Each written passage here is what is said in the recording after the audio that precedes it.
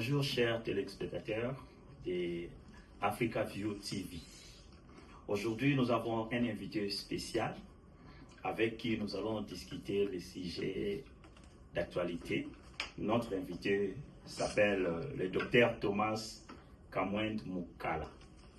Il est le président de l'Union sacrée ici en Afrique du Sud et il est l'un des hauts cadres de l'UDPS Afrique du Sud.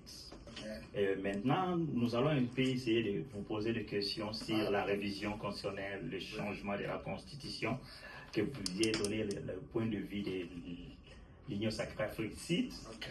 Et tant que membre de l'UDPS aussi, vous allez donner aussi le point de vue de l'UDPS Afrique du Sud. Oui. Quelle est la position de l'Union sacrée Afrique du Sud par rapport au changement ou à la révision de la Constitution? En tout cas, merci beaucoup pour la question. Notre position est très claire. Notre position, c'est la position du chef de l'État. L'Union sacrée, nous sommes derrière la vision du chef de l'État. Comme c'est l'une des visions du chef de l'État, notre position est claire. Nous sommes prêts pour la révision et nous partons même au-delà.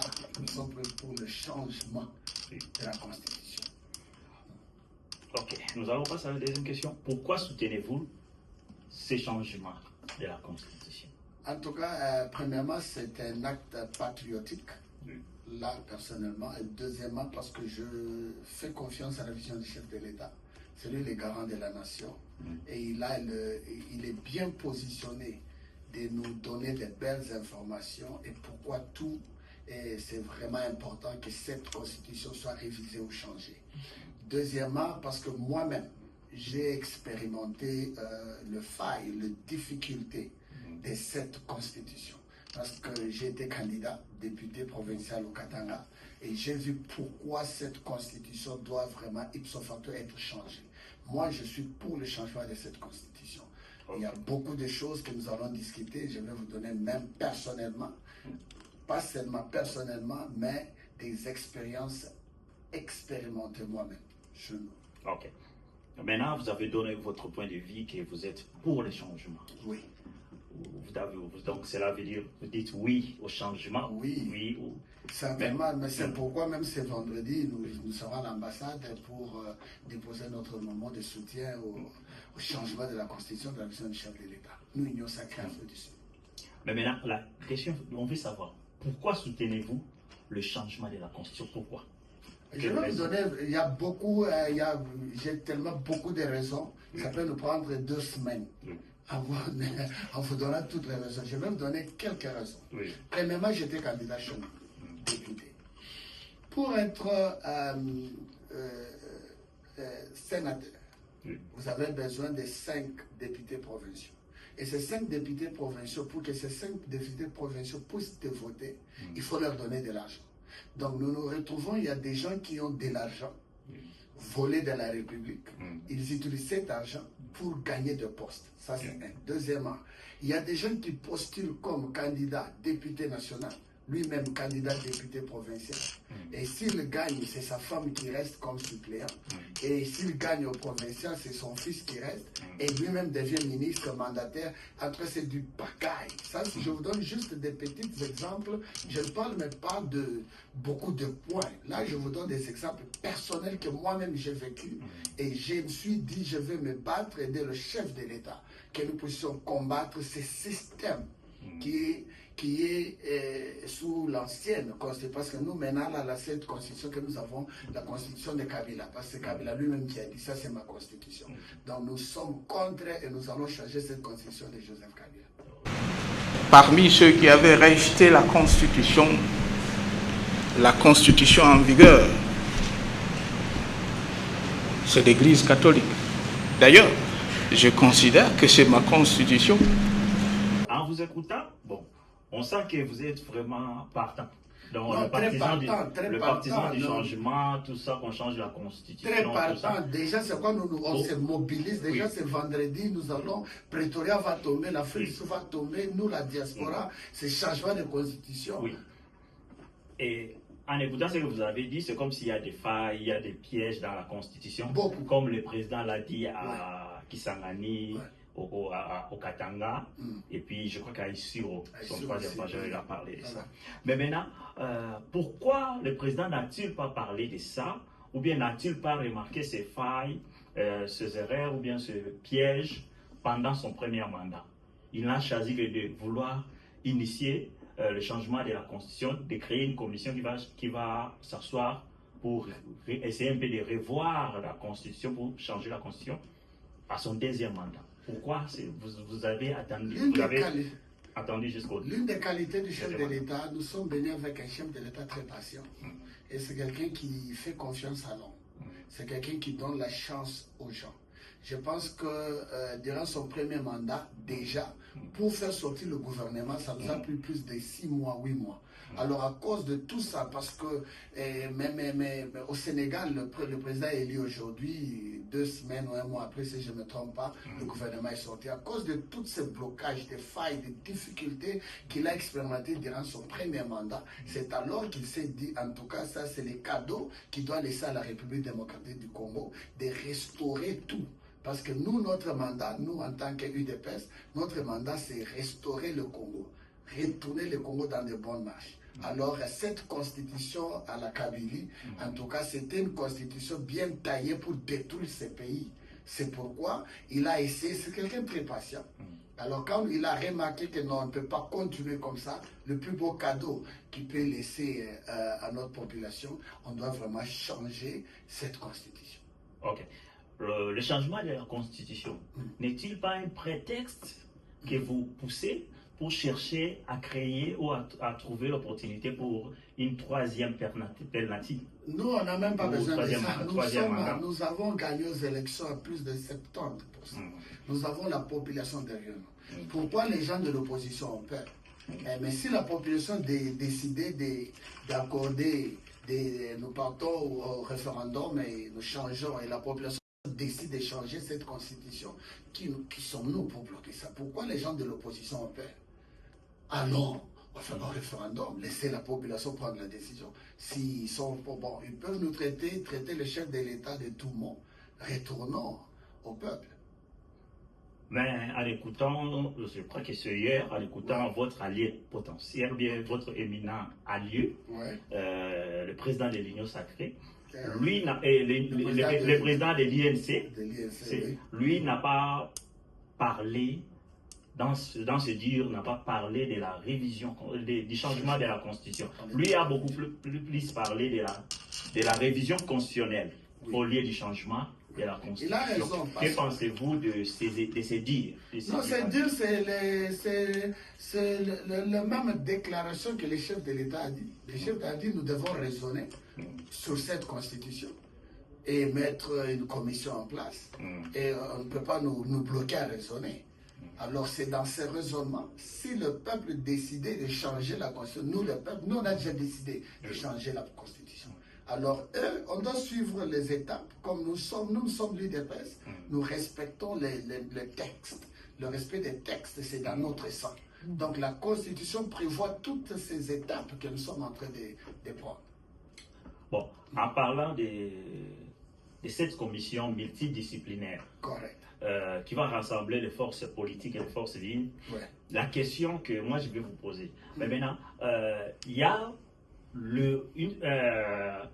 un certain nombre de gens de l'opposition qui refusent déjà la révision et ils refusent encore le changement de la Constitution.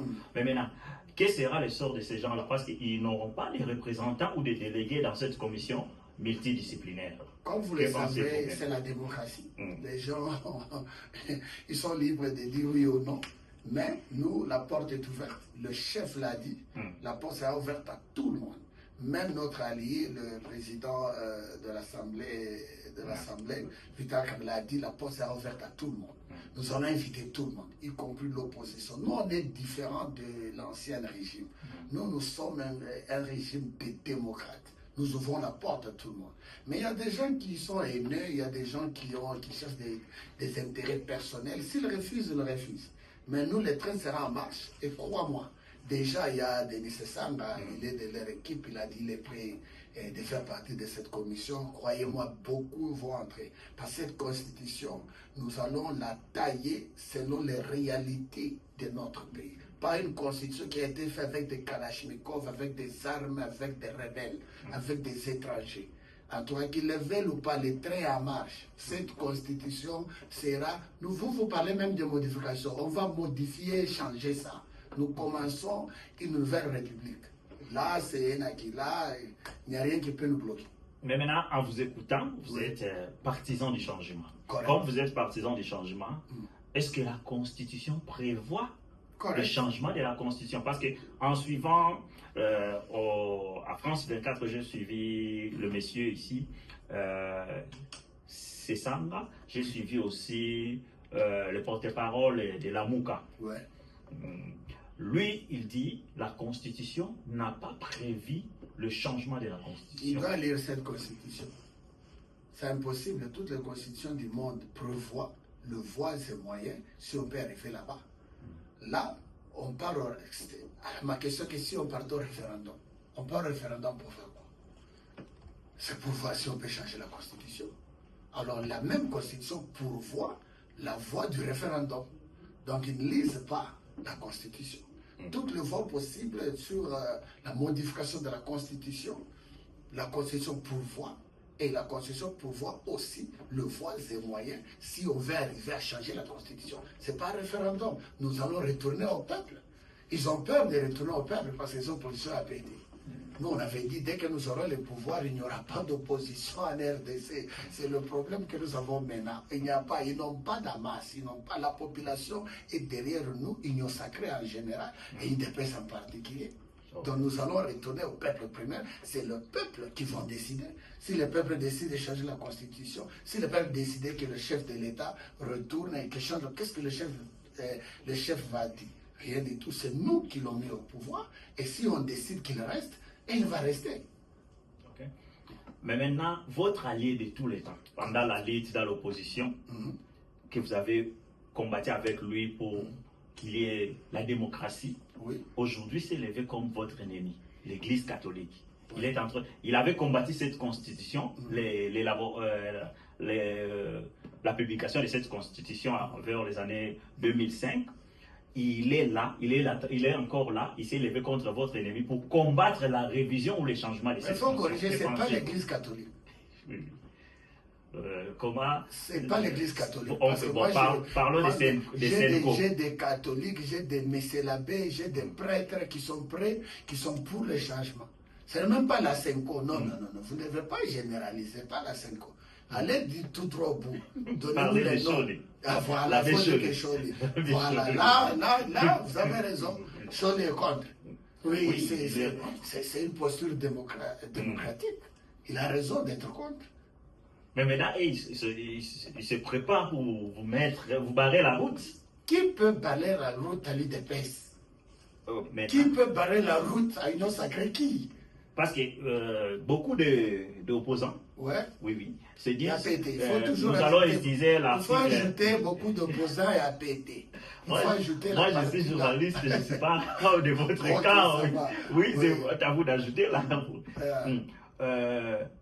Certains opposants, prenons aussi le branche armée, les groupes rebelles, tout ça, et ils disent, ils pensent que si vous changez la constitution, vous révisez, ils vont recourir à l'article 64. Qui autorise à tout Congolais de prendre les armes pour se défendre. Avant il dit que, pourquoi dit-nous le peuple? Parce que pour arriver à changer la constitution, on doit aller au référendum. Ça veut dire que c'est le peuple qui va décider. Ils vont s'élever contre le peuple. Il faut leur poser cette question. Ce n'est pas nous. Nous, on va ramener ça au peuple. C'est le peuple qui va prendre cette décision. Alors, s'ils vont s'élever contre le peuple, là, ça va. Le peuple va s'charger de... Ne me parlez pas de ces rebelles-là, les femmes de Kagame et les autres, des hommes d'affaires qui cherchent les minéraux à l'est de notre pays. Des gens qui sont égoïstes, des gens qui n'ont pas de cœur. Des gens qui sont là pour leurs intérêts personnels. Nous ne voyons même pas combien de gens de nos compatriotes à l'Est qui sont morts. Et je sais que l'Éternel va s'en charger d'eux. Ne me parlez pas de ces gens-là. Ici, parlons des histoires sérieuses, pas les rebelles. Ce ne sont même pas des rebelles, ce sont des commissionnaires de Kagame. Ne me parlez pas des commissionnaires de Kagame ici. On va traiter leur cas. Changeons cette constitution. Cette constitution leur donne la force.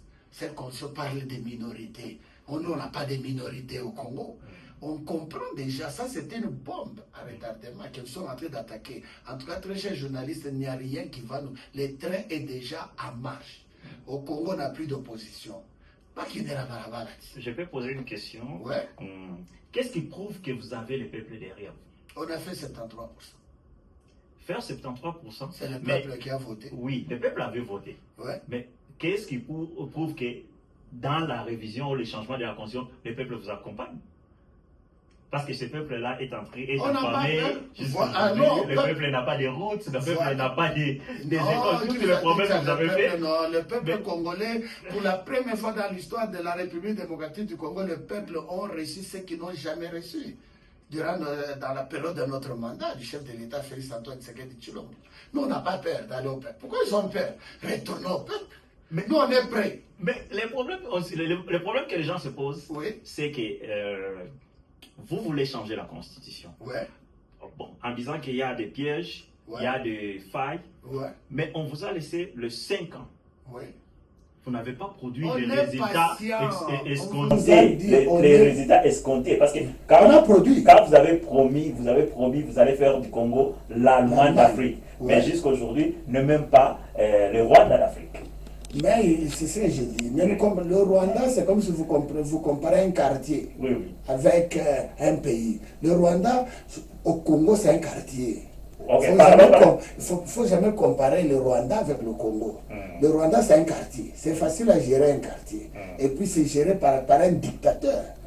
Comme Kagame. C'est un dictateur qui gère ce quartier que j'appelle le Rwanda. Maintenant, nous parlons du Congo. Il y a beaucoup de choses qu'on a changées. Il y a beaucoup de choses que le chef de l'État s'est battu. Beaucoup de choses, des réformes qui se font chez nous. Maintenant, nous sommes en train de travailler. On ne peut pas changer tout par magie ou quelque chose. Il y a beaucoup d'évolutions. Petit à petit, tu veux comprendre que si changer un pays où notre peuple comme le Congolais, c'est du travail. Hein. C'est du travail d'abord mindset et mental. Ça fait 18 ans que Kabila détruit cette population, leur façon de penser, de raisonner. Changer notre pays, je vous dis, c'est pas facile. Là, je vous dis, mais par la grâce de Dieu, avec le grand visionnaire que Dieu nous a donné, le chef de l'État, Félix Antoine Tshisekedi Tshilombo, je vous dis carrément, il y a eu beaucoup de changements. Et il y a de l'espoir. Mais maintenant, votre opposant, oui, actuellement dans l'opposition, il est parmi les grands opposants. C'est qui Fayulu a parlé au TV24. Qui France 24. Fayulu. Il a fait combien de voix? Ne nous parlez pas des opposants qui n'ont même pas de voix. Mais lui, il a dit... Il est opposant à Gombe, là, côté de sa maison et tout. Ne me parlez pas de tout ça. Vous savez, il y a beaucoup des opportunistes. Ce ne sont même pas des opposants. Parce que lui, il a parlé, je l'ai écouté, il a dit, Félix a vendu le pays à son frère Kagame, qu'il a toujours appelé son frère. Ouais. Il faut qu'on les fasse quitter et qu'on l'arrête, qu'il soit poursuivi. Et s'il ose changer la Constitution, on va l'amener devant la justice internationale. Donc, je ne sais pas, qu'est-ce que vous pensez? Est-ce que vous êtes à la bonne voie? Oui, maintenant, très cher journaliste, peut-être vous ne m'écoutez pas. Pourquoi il s'attaque au chef de l'État? Le chef de l'État n'a pas le pouvoir de changer la Constitution. Allons d'abord là-bas. Le chef de l'État n'a pas le pouvoir de changer la Constitution. Pourquoi vous attaquez à quelqu'un qui n'a pas le pouvoir de changer? Le chef n'a jamais dit que lui va changer la Constitution. Ils ont trouvé ça où? Mais c'est lui. Oui, lui il peut juste proposer que le peuple décide. Que Fayulu, je voulais parler de l'Église catholique, les autres là, je refuse de mettre leur nom ici, sont des serviteurs de Dieu comme moi. Ils doivent retourner au peuple suprême, souverain suprême. Nous, on s'est dit que l'effort retournons au peuple. Ça, c'est un. Deuxièmement, regardez le grand visionnaire que Dieu a donné à la RDC, Félix Antoine Tshisekedi Tshilombo. Il a dit qu'il va mettre en place une commission qui va mettre toute notre couche politique. Tout le monde, y compris en Bongo, il peut venir. Tout le monde. Discutons. On peut raisonner. Est-ce qu'on n'est pas... Pourquoi vous combattez quelqu'un d'un autre? Parce qu'on a raisonné. On veut discuter. Déjà, ils ont peur de quoi? S'ils sont forts, préparez-vous déjà parce qu'on va arriver au référendum qui nous attend là. Alors, peuple souverain, déjà, vous allez voir ici à l'Afrique du Sud. Déjà, ce vendredi, vous allez voir comment est-ce que la diaspora congolaise est derrière le chef de l'État. Nous, Union Sacrée Afrique du Sud, nous allons démontrer la force de la vision du chef de l'État, que nous, la diaspora, nous sommes prêts, même pas pour la révision. Révision et changement de la Constitution. C'est vendredi, 14 décembre. 14h, nous serons à l'ambassade pour déposer notre moment du soutien de la vision du changement de la constitution du chef de l'État. Mais maintenant, vous soutenez que le président fasse plus de 2 mandats parce que quand on change une constitution, il y a une nouvelle république qui vient. Ok, on ne pensait même pas à ça. Mais maintenant, c'est vrai. Cela veut dire que le président, le 2 mandats, va passer parce que dans la nouvelle république, il doit être...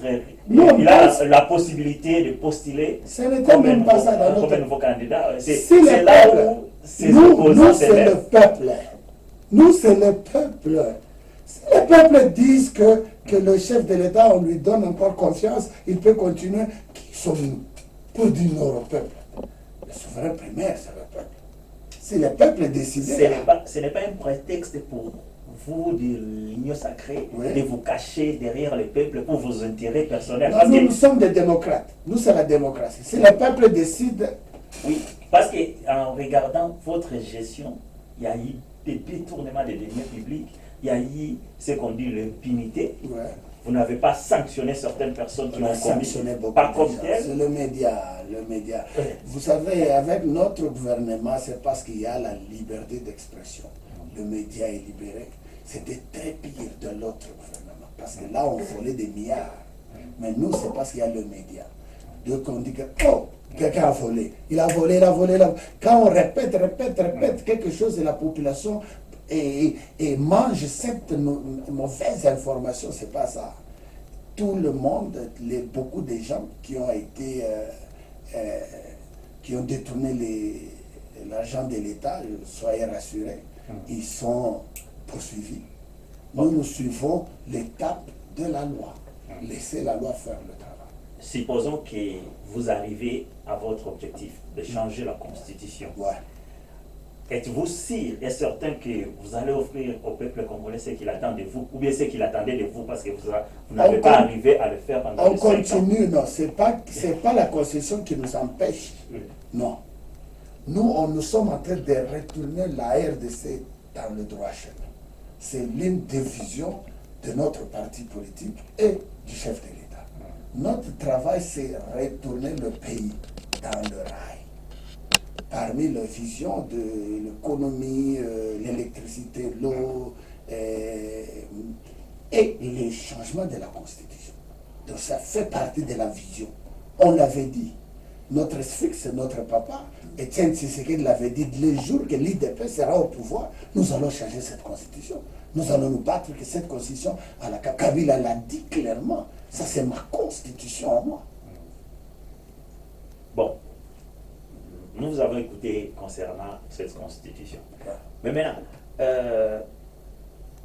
tu peux nous donner quelques éléments dans la constitution, nous dire non, on veut changer la constitution parce qu'il y a ça, quelques éléments. Parce que quand vous dites que vous allez changer la constitution, cela veut dire que vous allez faire la table rase, vous enlevez tout. Mais maintenant, vous allez canceller l'ancienne constitution pour promulguer la nouvelle constitution. C'est pourquoi il y a une commission. On veut savoir pourquoi. Qu'est-ce qui fait que cette constitution... Donner le temps à la commission que le chef a demandé va établir. Dans cette commission, il y a des constitutionnalistes. Il y a beaucoup de points qui font faille et que nous allons retourner je vous invite de retourner. Là, je vais vous montrer parce qu'il y a tellement beaucoup. Je n'ai pas amené le bouclet de la Constitution pour vous montrer. Il y en a tellement beaucoup. Donnez la chance à la commission que le chef va mettre. Ils vont traiter. Nous allons raisonner. Donc, permettez, accordez l'occasion au peuple congolais, à l'homme congolais, de raisonner. Donnez-nous la chance. Nous allons maintenant revenir après cette commission. Nous allons retourner pour vous montrer, regardez, 1, 2, 3, 4, 5, 6, jusqu'à 100. Voici. Pour que nous puissions aller au référendum, nous devons retourner à la population pour leur montrer pourquoi nous voulons que ça change. Je vous ai donné l'exemple au début. Nous avons des Sénats qui sont budgétivores, nous avons le système des élections qui cause problème, nous avons le terme là de minoritaire là. Ça c'est déjà rwandais, nous avons enlevé ça de notre constitution. Il y a tellement beaucoup de points. Donnez la chance à la commission que le chef va mettre en place. Et après cette commission, vous allez voir tous les points. Mais maintenant, à vous écoutant, je vais essayer un peu de parler de quelque chose, enfin de poser ma question. Cette constitution aujourd'hui que nous avons a été rédigée par des étrangers. Il y avait aussi des constitutionnalistes congolais. Je peux parler du professeur Mbata, le professeur Bob Kabamba qui était le président de cette commission-là, le professeur Bochab, le professeur Joly. Ce sont des éminents constitutionnalistes congolais. Ils sont même des éminents constitutionnalistes internationaux parce qu'ils donnent des cours dans diverses universités. Comme le prof Mbata, il est ici à l'INISA, il donne le droit constitutionnel à l'Université d'Afrique du Sud. Mais maintenant, tous ces gens-là, prenons le professeur Bob Kabamba. Lui avait dit que c'est une constitution d'équilibre. Bochab a dit que c'est une constitution qui a été élaborée provisoirement. Mais maintenant, ce sont ces gens-là qui étaient là, qui étaient dans la commission d'élaboration. Et ils ont créé leur association des constitutionnalistes congolais, tout ça. Ils ont soutenu aussi le changement de la constitution.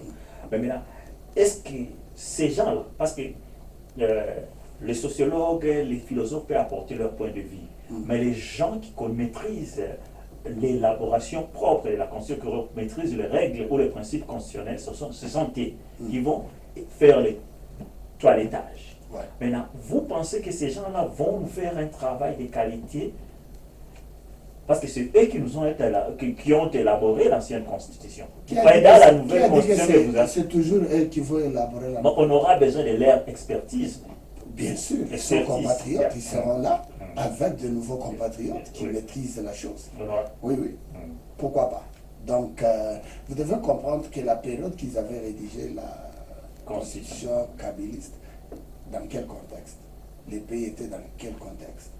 Vous savez, vous voyez un peu, c'est différent du nouveau contexte. C'est pourquoi nous insistons, nous voulons une constitution à la congolaise, aux réalités congolaises. Alors, c'est ce que nous voulons. Alors, ils seront invités, ils seront là. Ils peuvent être là. S'ils veulent être là, tout le monde est invité. Donnez la chance à cette commission que le chef veut mettre en place. Ok. Maintenant, nous allons un peu toucher deux parties. L'Union sacrée, dont vous êtes président ici en Afrique du Sud, et puis nous allons toucher l'IDPS Afrique du Sud, dont vous êtes l'un des hautes personnalités au calme.